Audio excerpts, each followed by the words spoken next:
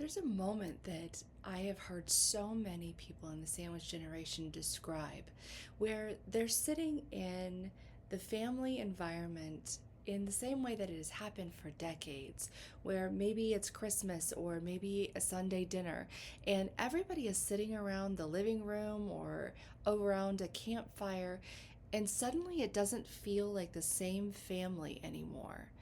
This moment is described as them slowing down and feeling like they're seeing every single second, and it's stretching because they're noticing everything. This moment stretches for a long time where you start looking at the family unit and thinking something is different, but you also notice that it seems to be that you're the only one having this internal conflict in your mind. You're the only one who's noticing that it's different. Not only does it feel just a little bit different, but it suddenly feels like you are the only one paying attention to the shift. And it's fascinating because the sandwich generation never describes to me this slow, steady progression up this mountain where they suddenly realize. Instead, they're noticing a singular moment that shifts, and all of a sudden, all of these things that maybe their body picked up, or they had questions about, or they thought, oh, that's weird, all comes together into this noticing that things are not the same anymore. My clients also tell me that they notice that when they start noticing, that they are the ones who have started to quietly pick up the slack behind the scenes. It was almost that imperceptible shift. It was not something that was consciously done. And as we talked about all the way back in week 1, sometimes it's even done against our better judgment. We just step in. With the families that I work with, this moment typically starts with a frustration. It starts with a recognition of, whoa, whoa, whoa, I didn't sign up for this. I wasn't voluntold. It wasn't a volunteer moment. It just happened. What am I supposed to do about this? And the universal response continues to be, I didn't really want to do this. Or maybe I'm not the oldest, he should be taking care of this. Or maybe I'm not the most financially supported. Maybe I shouldn't be the one that is responsible for all of this. With the families that I work with, the response is almost always identical. Whoa, whoa, whoa. I didn't sign up for this. I didn't ask for this. I'm too busy. There's no way I can handle all of this. And when you start noticing that you've already started picking up the little breadcrumbs that were dropped as your parents begin their aging journey, where they're not able to keep up in the way that they used to be able to, it is a moment of panic, almost universally. In this panicked moment, you are seeing that your parents are declining. Things are starting to be lost and dropped, and that moment can feel incredibly heavy because you are identifying that you are further down the road than you ever thought that you were. You're also noticing that maybe your siblings are avoiding it. Maybe they're saying, oh, it's not a big deal. Mom's always been like that. Or I don't see what you're talking about. Or you're overreacting. Why are we even having this discussion? They still play pickleball 3 times a week. But when you are the only one who notices, and you are the only one who is stepping in, you start to feel this slow dread and this slow panic that just builds underneath of the rest of your life. You are quietly absorbing the load, one breadcrumb at a time. And the hardest part is that you don't know what breadcrumb is going to drop next. You see the cracks forming in the foundation. You see that you need to do something, but most people are standing there not with any idea of what to do. So the clients that I work with tell me often that it feels like abandonment. They feel abandoned by the parents who have been their rock for decades. They feel abandoned by their siblings because they seem to be the only one who is noticing, the only one who wants to do something about it, and the only one who sees how this is going to affect the future. It's almost like watching a train wreck. You know the train is going to wreck. You know it's coming, and you are powerless to stop it. But these micro moments don't start in the moment that you start to feel the panic and the dread. Instead, these micro moments can be seen decades in advance. And there are things that we can do to start putting structure in before it becomes a problem. I had somebody reach out to me this week and ask me specifically, what moments of strain actually do most families ignore, and then they get to crisis? And my response was pretty simple. It is the noticing of tiny moments, the anxiety, the hesitation when the phone rings, the frustration with the repeated conversations, the concern that we have that shows up in micro moments that almost are so fleeting that we ignore them, where our emotional response is, what? When we have that moment where our emotions respond with the what is going on, or frustration or irritation, that is our nervous system picking up on patterns before our mind has cognitively recognized that there is something that is failing. Our limbic system is designed to protect us from danger, whether that is a saber-toothed tiger chasing us, or that is a car crash that we see somebody down the road and we know that they are going to hit us. That is our limbic system recognizing the patterns in our environment and alerting us to the danger that is coming. When we ignore our limbic systems, which most of us in modern society do, we don't listen to our limbic system. We don't listen to our gut, so to speak. You'll hear some people refer to it as our gut, or we don't listen to the question that just kind of raises in the back of our head. That is why we end up not recognizing what's going on until we hit crisis, because our limbic system is the first thing that jumps in and says, hey, watch this, pay attention to this, there is danger here. So those limbic system alerts that we feel in our body are always the first thing that tells us that something is going wrong. When I talk to clients and their families, I consistently hear, like, I felt like something was wrong, or, oh, that's what that means. And I really want us to explore the idea that ignoring our limbic system in order to focus on our cognitive system is really a failure of us to recognize that we have an incredible pattern recognition system within our own bodies. Our limbic system picks up on these signals and then causes us to act without having cognitive acceptance of the tasks that we are being given. That's what I talked about way back in week 1, where we talked about sometimes it is against our will to truly be able to accept the tasks, become the default daughter. It is just that our limbic system has picked up on the concerns that we already have and identified things that we need to do to mitigate the risk. This quiet burden can show up in small ways. It can show up in you just checking in more often. It can show up in you starting to notice assisted living facilities when you drive by. Very similarly to if we're looking at buying a red car, suddenly the road is full of red cars. When our mind and our limbic system start recognizing that there's a shift, you will start noticing things such as assisted living facilities. You will notice that your algorithm suddenly is filled with things about the sandwich generation. You will notice that it is filled with ideas about caregiver strain, because unfortunately, our algorithms actually are very similar to our limbic brains. They identify where our eyes go, where we have resonance and pause for a second, and you will start to train your algorithm based on what your mind needs and wants before you cognitively make that choice. Remember, this is not a personal failure. This is systems thinking that runs in the background that is inherent in who we are as humans. This systems thinking is truly what the limbic system was put in us to do.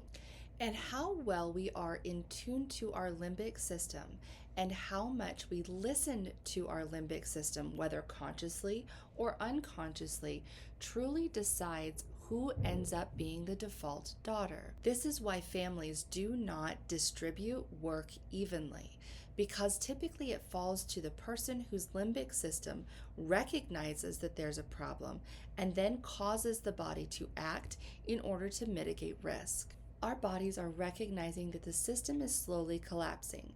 It is recognizing danger before we cognitively have the data to back that up.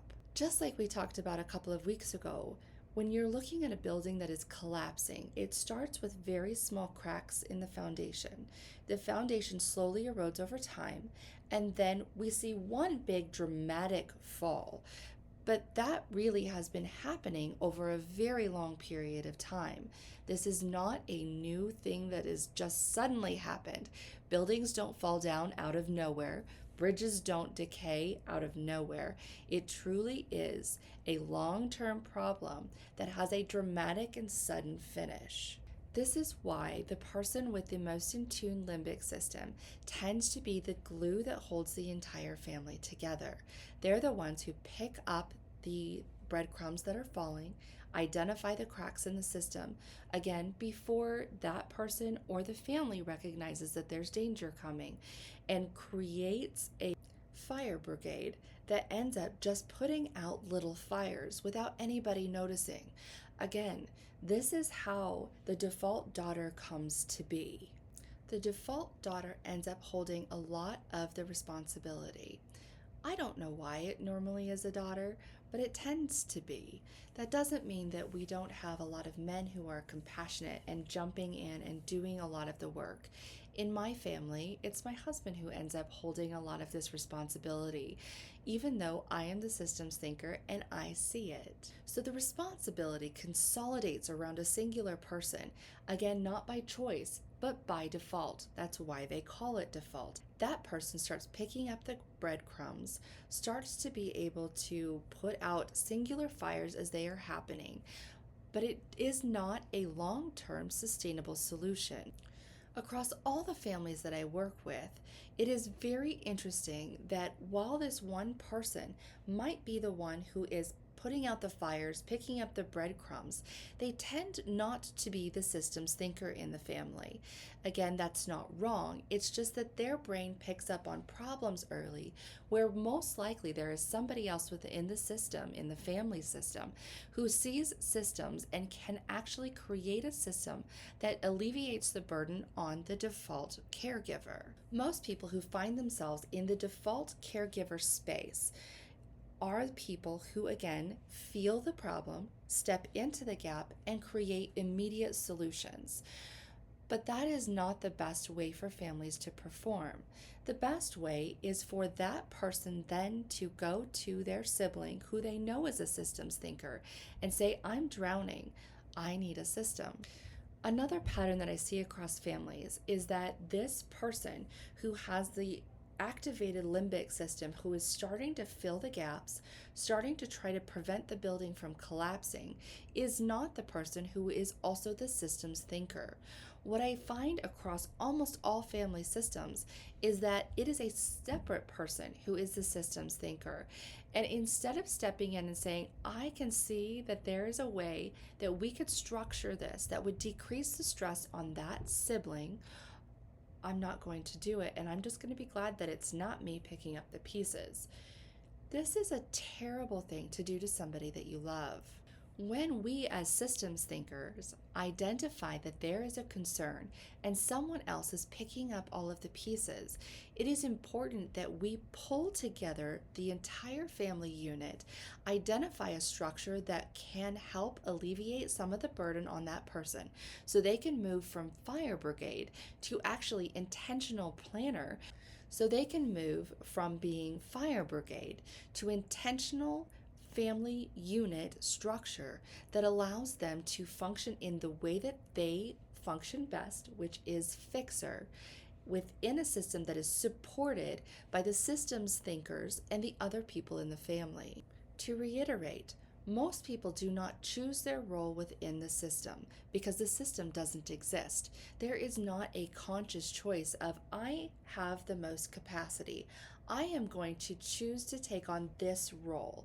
Instead, it is a lack of systems, which then ends up defaulting to a singular person who simply has more time, more resources, and is able to step into that gap in a physical way. They become the stabilizer because we need a stabilizer.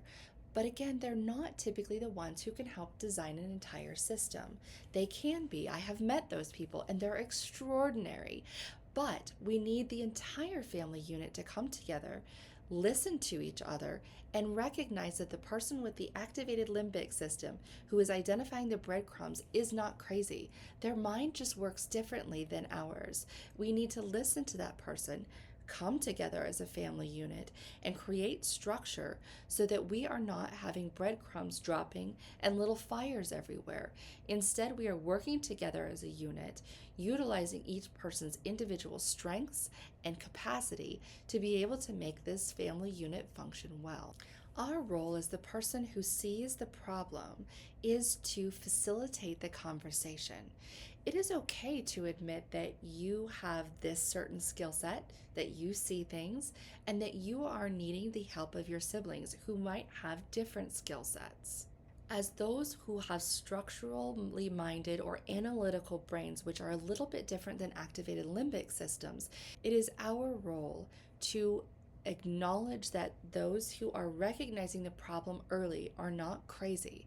We need to support them in what they are seeing. Because when they have already stepped into that role, even in tiny incremental ways, we, as the other siblings, need to support them and provide them with the tools necessary to continue to be in that role if they choose so.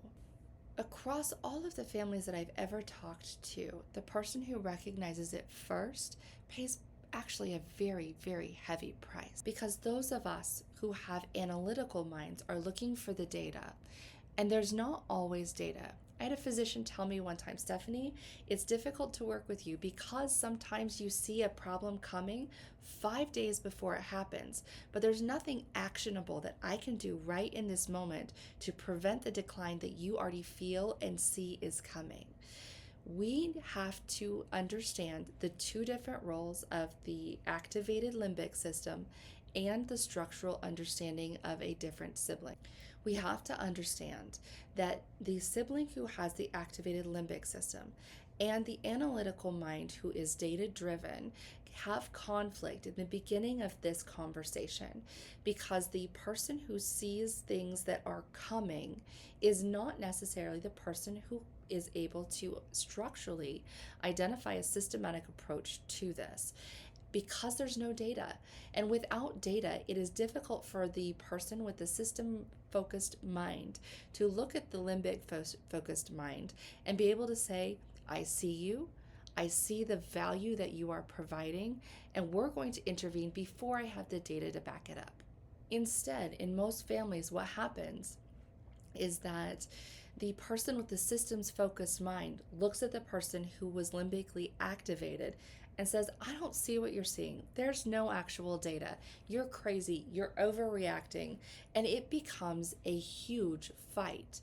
But then what happens is that the person who starts to see it first will stop telling their sibling because they paid the price of being told that they were essentially crazy. And that is a really high price to pay. So instead of paying that price, they continue to insert themselves, fix the problems, be available, and try to stabilize the system. That is an extraordinary cost. There is a cost to the relationship. When you have siblings in conflict, it is very difficult to come to a place where you are able to structurally create a mesh unit that can step forward together using everybody's strengths to take care of mom and dad. This also comes with an operational cost. And we talked about the operator issues last week, where when the systems-minded person or the operator waits until crisis instead of listening to their sibling, we have this problem of operational cost. We also talked last week about the multi-million-dollar journey that your parents are on in this aging process. When the operator waits to intervene until there's actual data, sometimes we miss the boat and we end up spending tens, if not hundreds of thousands of dollars trying to mitigate the risk that the other person already saw. There is also a relationship cost, which we just talked about. The relationship between the two siblings, or maybe four siblings, or six siblings, that is a damaged relationship that now we have to repair. There is the possibility that had we acted early, we would not have to repair the relationship. And there is a physical cost, not necessarily to the operator version of the sibling, but actually to the person who saw the problems limbically in the first place. Typically, they have already stepped into physical care before the operator sibling feels like there's enough data to intervene. So, over time, where the operator has ignored the feelings of the other sibling, what we find is that by the time the operator recognizes that there is actually a problem and we need to intervene, the relationship is broken. We've spent the physical resources of this other sibling. We have spent potentially tens of thousands of dollars. We are now behind the eight ball, and there is so much resentment that builds on this side because, again, this person is limbically driven. They are the ones who feel the danger before it happens, and they are the early warning system that the operator did not listen to. Those invisible costs are what is breaking the fabric of our society because we are not listening to each other. We dismiss what each other is saying because we are so set in our individual thinking. And the cost that this does to each family is extraordinary. It's invisible, but it is so extraordinarily high. Because the stabilizer person who has started to pick up the problems, has started to become a firefighter and physically intervene, is also a human, they start to break down. It is a physically demanding job to take care of someone. It is an emotionally demanding job to take care of somebody. And it is so important that we support that stabilizer with the operator knowledge that the other sibling has. I want to speak to the stabilizers for a second. You are not failing. You are instead carrying the load of the entire system because you have not allowed the cracks to break enough to give your operator sibling something as far as concrete data that this is not sustainable. Your overwhelm is not a signal of failure. It is not that you're doing anything wrong. It is that you stepped in and stabilized the system with your physical presence so that there would not be failure in the system. But remember, your operator sibling sees things incredibly differently. Your overwhelm is another signal that you are carrying this entire system by yourself. It's not a flaw. It's not a moral failing. It's not a personal flaw. It is simply that you are carrying what you were not designed to carry alone. Most families that I work with don't realize how much strain the family unit is under. For this reason, I created the stability brief. The stability brief is a concrete way that you, as the family stabilizer, can figure out how much strain your entire family is under. Once you are able to have a concrete way to say this family unit is under extraordinary pressure, it creates a way for you to be able to go to your operator sibling or siblings and have that concrete data to be able to open that conversation of, I need help. When you understand how strained you are, how strained the family unit is, it gives you the tools to be able to start the conversation. I am not saying that this is going to be easy. You may not know this about me if you've not watched a lot of my videos, but I live in a multi-generational home. My father-in-law and mother-in-law live in an additional dwelling unit that is connected through the laundry room of our house. This creates the opportunity for us to be able to support them in a way that is meaningful and gives us the ability to not only raise our little people, but also take care of them. The other day, my father-in-law and I had a conversation in their kitchen in the ADU, talking about having difficult conversations. When a stabilizer is able to have data to bring to the operator siblings, it is not always an easy conversation. But what he and I were talking about was the importance of just starting the conversation, even if it is not a conversation that feels good, even if there are tears, even if there are angry words. The most important thing is that you step into willingness to have the conversation. Whether that is calling your sibling and saying, hey, I just want to sit down over dinner. Hopefully, they are willing to have that conversation with you. Again, we just have to start the conversation. We don't have to complete it in that first moment, but the stability brief gives you that opportunity to be able to go to them and say, this is what I know. This is what I can provide to you as data that this is not working. I need help. As we were standing in the kitchen having this conversation, Sandy, who is my mother-in-law, and Greg, who is my husband, also joined in the conversation. And we talked about how difficult conversations can be. We also talked about how we as a family unit in a multi-generational home have had to have some of these conversations. We have cried through conversations. We have had to say, you know what, this is really intense. I need to walk away for a second. Let's reconvene later. But conversation and willingness to engage with each other is the most honoring form of love that we can show to each other. Martin Luther King has this amazing quote that Greg and I had on our wedding invitation. And it says, love is not an emotional bash. Love is not empty sentimentalism. It is the active outpouring of one's whole being into the being of another. And that's what we're asking for, the willingness to show up and have the hard conversations. So you can find the stability brief on goldenhouraging.com. You can also find it in my link down below or above, depending on where you are watching this. But it is so important that we open the conversation and that those of us who are the stabilizers, whose limbic systems were activated, have the data to go to our operator siblings and say, this is where we are. We need help, is the most important and loving conversation that you can have right now.